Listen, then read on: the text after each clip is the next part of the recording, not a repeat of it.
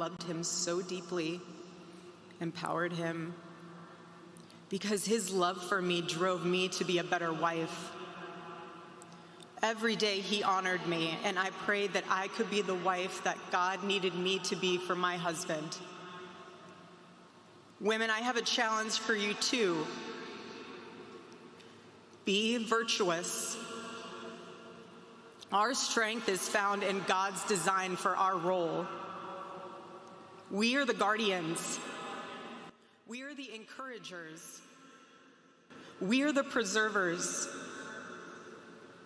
Guard your heart.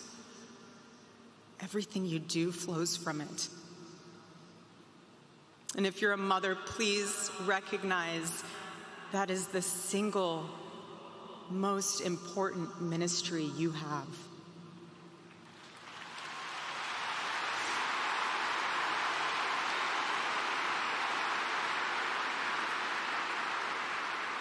In our home, because Charlie traveled a lot, we tried to travel with him where we could. But I made sure that when Charlie returned from work, it was his sacred landing place, away from the worries of the world.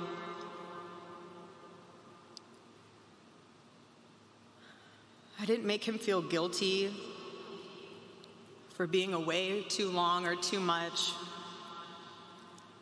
or getting home too late. I always told him, home is here for you, and it'll be ready for you. And I made it into this place where he wanted to be as soon as possible when he was on the road. There was no keeping score between us. We were a team, working together for the same mission. I never wanted to be the one standing between Charlie and the task that God prepared for him, had set for him. And I knew Charlie would always do his best to help me with the same. My marriage with Charlie was the best thing that ever happened to me. And I know it was the best thing that ever happened to him as well. He wanted everyone to experience that joy. And that's what's so beautiful about God's design for marriage, is that everyone can. And I could talk endlessly about it, and years to come I will.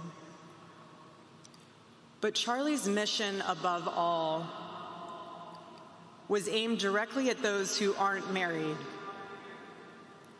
He named his organization well. He knew things were not right with America, and especially with young people, and they needed a new direction. Charlie passionately wanted to reach and save the lost boys of the West, the young men who feel like they have no direction, no purpose, no faith, and no reason to live. The men wasting their lives on distractions, and the men consumed with resentment, anger, and hate. Charlie wanted to help them. He wanted them to have a home with Turning Point USA. And when he went onto campus, he was looking to show them a better path and a better life that was right there for the taking.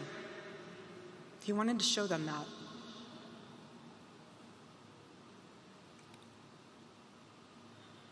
My husband, Charlie, he wanted to save young men just like the one who took his life.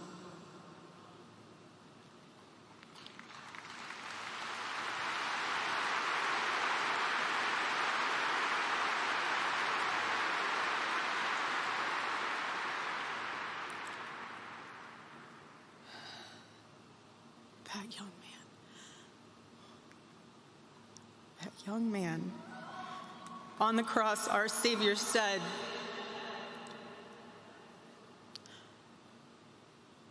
"Father, forgive them, for they not know what they do." That man,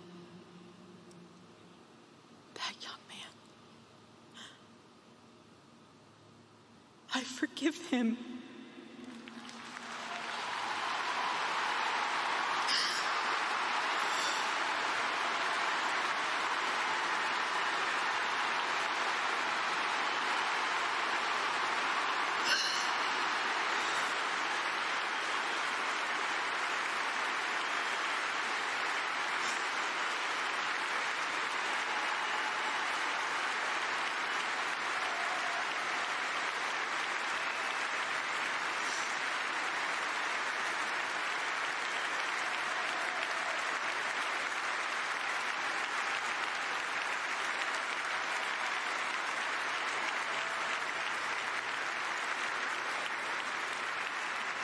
I forgive him because it was what Christ did and is what Charlie would do.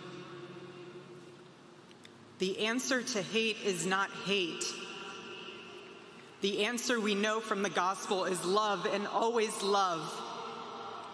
Love for our enemies and love for those who persecute us. The world needs Turning Point USA. It needs a group that will point young people away from the path of misery and sin. It needs something that will lead people away from hell in this world and in the next. It needs young people pointed in the direction of truth and beauty. And so I promise you today, every part of our work will become greater. I am tremendously honored to be the new CEO of Turning Point USA.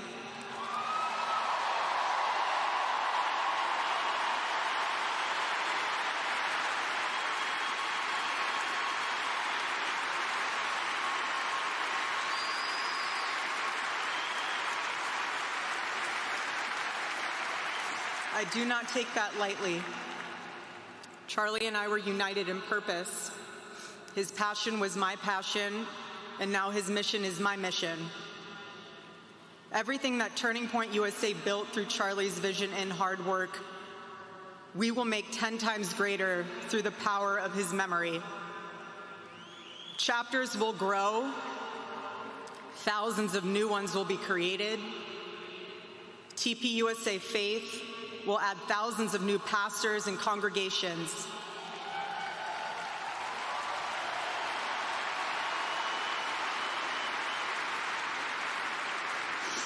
And yes, campus events will continue, and we will continue to hold debates and dialogue.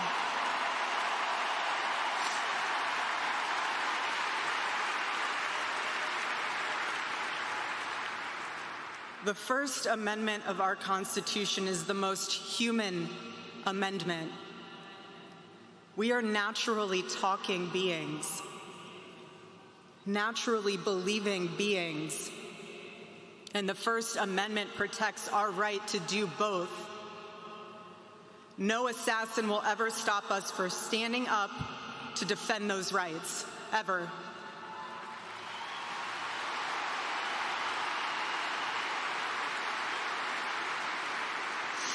Because when you stop the conversation, when you stop the dialogue, this is what happens.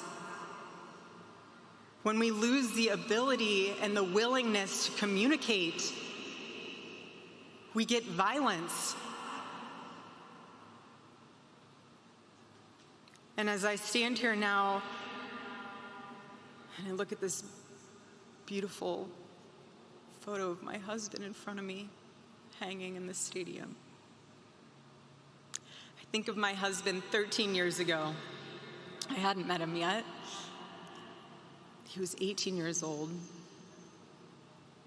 a man barely out of high school, running around the halls of the RNC without $1 in his pocket and a single contact in his phone.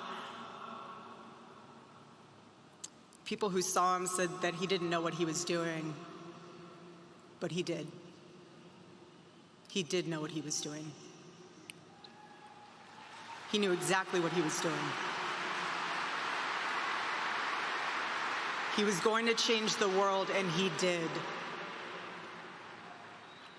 Charlie's life was a turning point for this country. It was a miracle. Let that miracle that was Charlie's life be your turning point as well.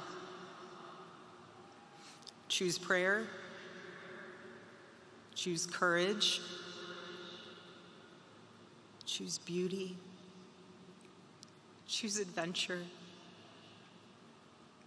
Choose family. Choose a life of faith. Most importantly, choose Christ.